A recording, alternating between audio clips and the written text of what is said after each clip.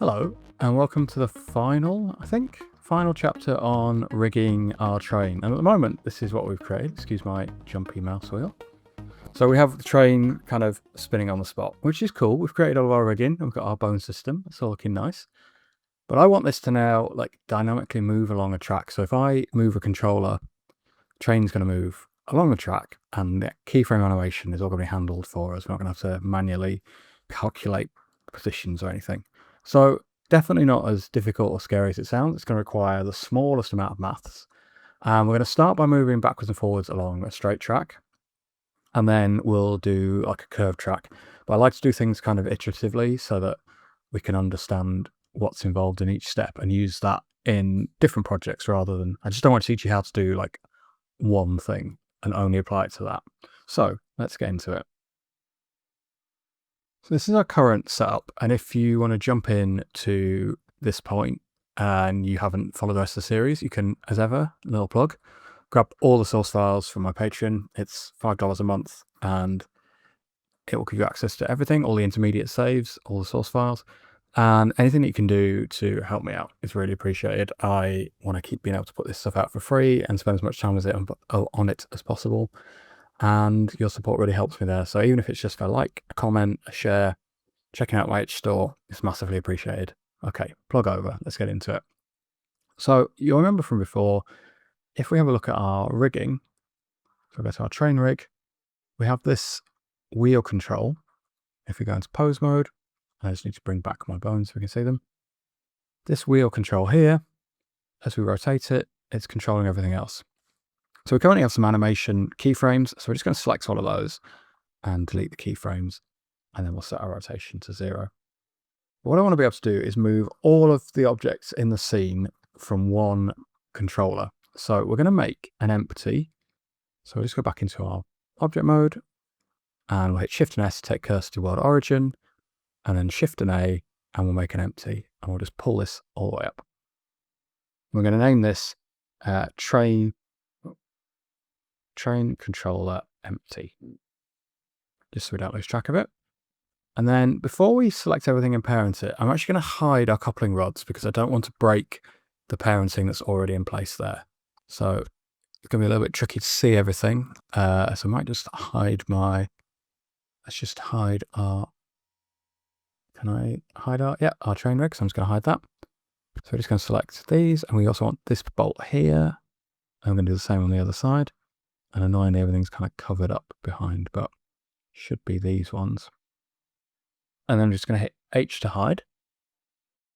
And then we'll hit A to select everything and select our empty again last. And we've got our origins all over the place, but we're not going to worry too much about that. It's not going to cause us any issues for this. And then we're going to hit Control and P, Object, Keep Transform. And now, if we just select our empty at the top and we move it on the x-axis, everything should move. There is an issue with our rivets, which we're just going to fix now. So the reason that they're moving is because when we made these, we used a path array, and our path is actually hidden. And we could parent our paths to the empty, but I think, to be honest, let's expand out our rivets group. Hopefully we've got everything neatly organized. And then we're just going to go to Object, Convert to Mesh. And that's going to apply all of our modifiers, and then we're going to hit Control and J to join them, and we'll just name this rivets. So now if we select our empty, everything should move. There are another couple of little issues mistakes that I've made that hopefully you haven't. This is mirrored on the wrong axis, so we want this mirrored on the Y axis, and this is not mirrored at all. So let's just mirror that on the, I was going to say bonnet on the boiler. So now we should have everything hooked up correctly on our empty. And if we move on the X, everything moves accordingly. And we're just going to move that location back. So yeah, you just need to note that to make my train go forwards and backwards, I'm moving it on the X-axis. I'm also just going to delete that rivet. We don't need that at all now. If you have built your scene differently, it might be moving on the Y-axis, but I will flag up where that becomes important as we move forward. So I'm just going to save my cleaned up version now. So I have just realized that when I hid the train rig to make our rigging easier, I forgot to do something very important, which is to unhide it. And then we actually need to take this train rig controller empty and parent to our main empty. So I realized when I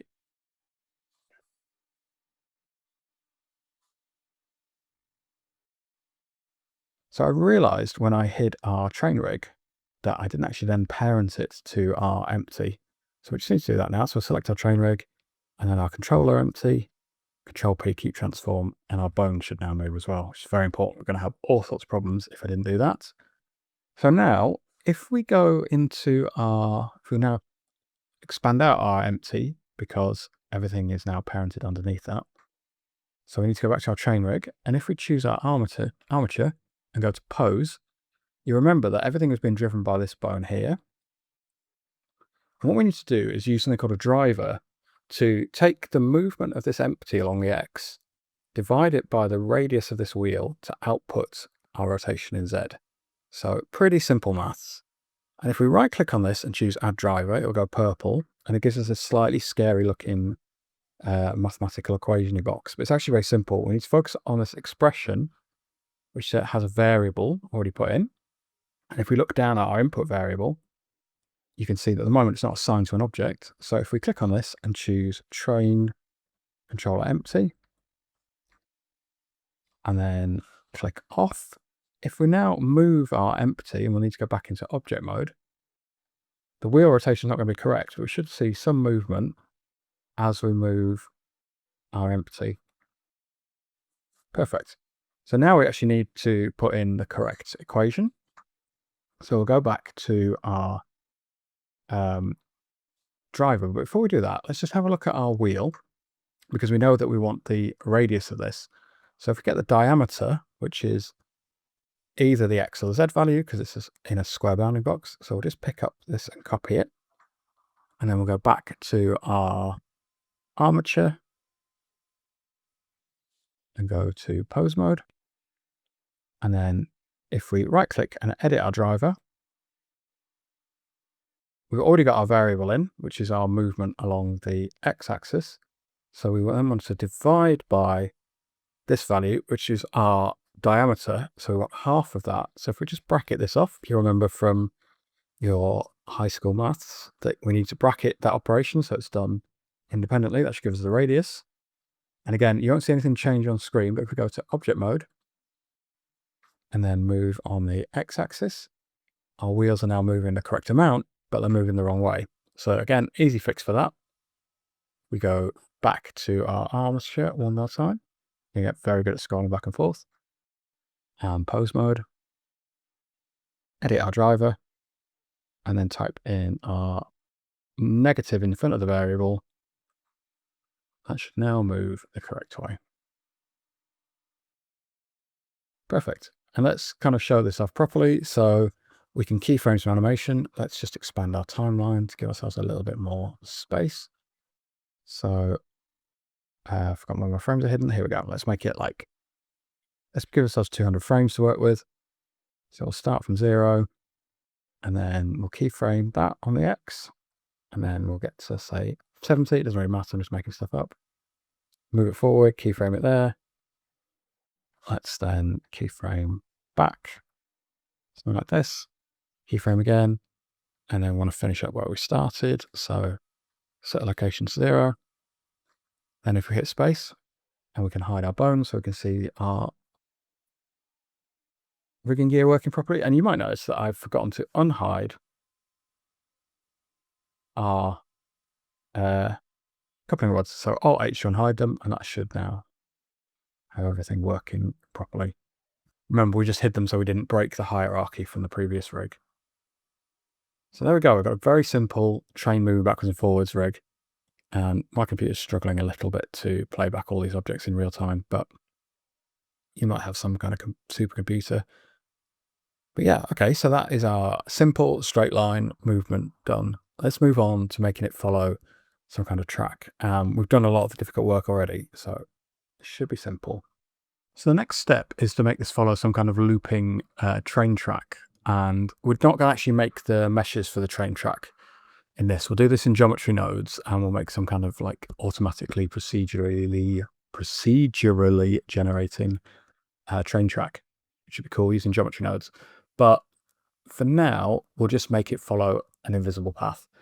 But we need to then remove the animation that we've just made. So let's bring back our helpers, and we'll just check our empty, and we're going to remove these delete keyframes, and we'll just set our location back to 0.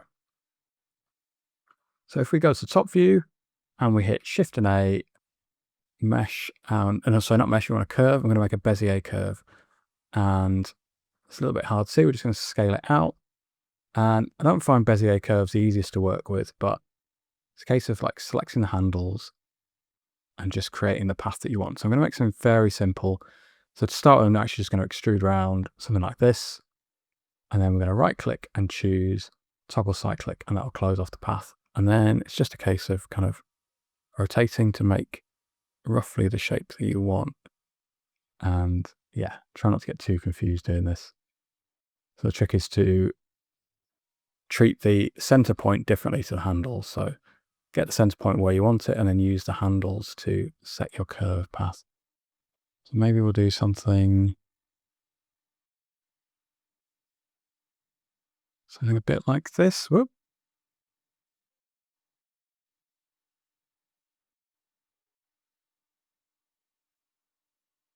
And you can right click and subdivide between 2 points to give yourself more control points if you want more control.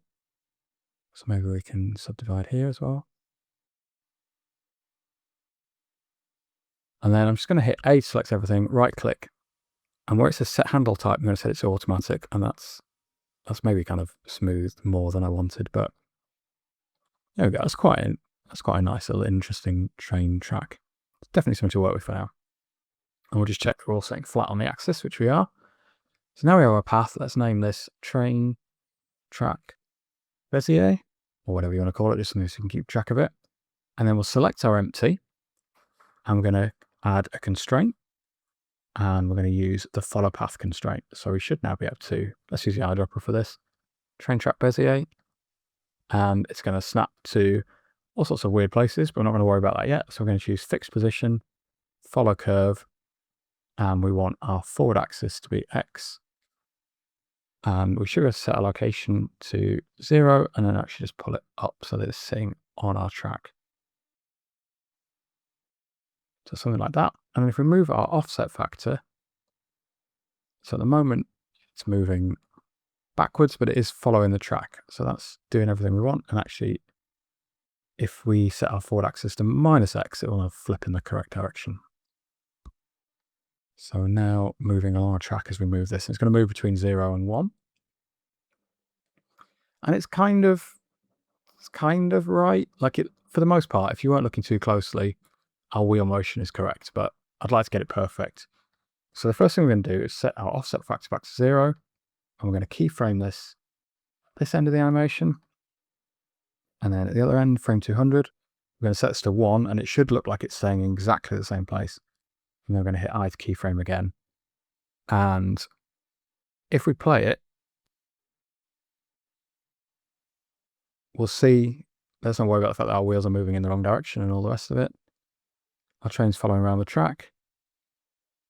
And it will come to a kind of gradual stop when it gets to the end, which you might want. But I think what I want to do is I'm going to select all of my points, go into our graph editor, which I'm actually already in, right click, choose interpolation mode, set to linear. And now we should have a perfectly looping train animation. I made this track very long, it's going to take ages.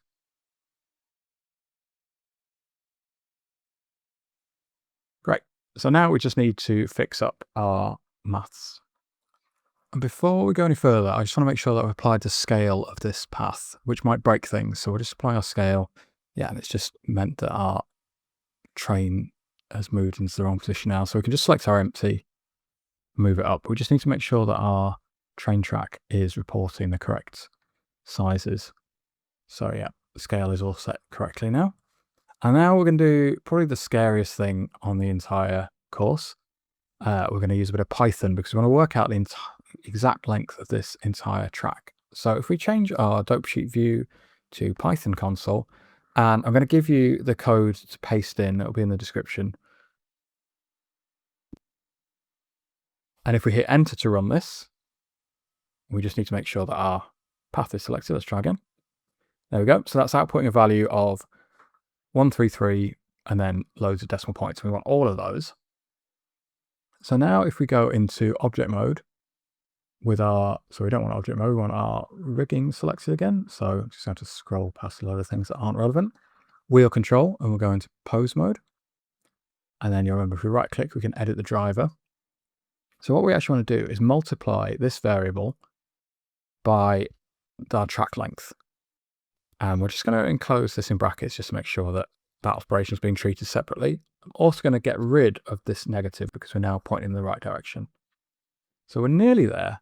We actually need to change this variable to a single property because we want to read where this empty is along the track. So if we change this to single property, and we're still reflecting our train controller and everything's broken again. And I'm going to give you the second bit of code to paste in now. So if we just select this path and we paste in this, which reads constraints, follow path, offset factor. So it's telling Blender to look for the follow path constraint, and then it wants to read the offset factor value. So we're going to multiply that by the distance along the track, essentially giving it like a percentage of the distance traveled. Hopefully that makes some kind of sense to you. Everything should fix now. And if we zoom in to look at our animation, you can see that our train rigging is kind of following the path correctly and the wheel movement is looking about right. I'm actually just going to slow this animation down because it's a little bit fast to see what's going on. So we're going to go to our empty. Well, we need to come out of pose mode so that we can see our dope sheet length. And if we just change our animation length to, let's go for 400, so double the length. I'm just going to select this keyframe here and move it along on the x-axis until it gets to the end of the animation. And things should be a bit slower so we can see what's going on. And there we go. Our train is following our path and our movement is correct all the way around. Just a little heads up, if you then alter the length of the track or change the curves, and this will follow, you can tweak this all you want. So let's say I added some elevation changes. Maybe I don't want to do it quite like that. It's making the track go crazy, but let's try doing it here. We'll just go to bounding box center instead of the 3D cursor. We pull up the track like this. Maybe we want to change this curve radius slightly as well. We then need to rerun our Python script because the track length has changed. So you would go back to your Python console and let's just copy this line again. So you can see now we have a different value. So you just need to go through the process, going back to your train rig and finding a driver again, scrolling all the way up. Pose mode, right click to edit our driver. And the only thing that's changed is this value here. So I'll drop that new value in and our train should still follow everything. And it should follow the elevation changes. If you wanted to make like a kind of more roller coastery track, I mean, I don't think I'd want to be traveling on the train doing this, but it works. Take note, British Rail. So there we go. So the next video, we're going to look at how we can take this track path and create rails, sleepers, and some ballast, and maybe start building up a more like dynamic train scene. But that should give you everything you need to rig a train. We're also going to look at how we can put some wagons into the scene and how to follow the train perfectly. But I think this is a good point to end this chapter, and we will pick up the next part in the next video.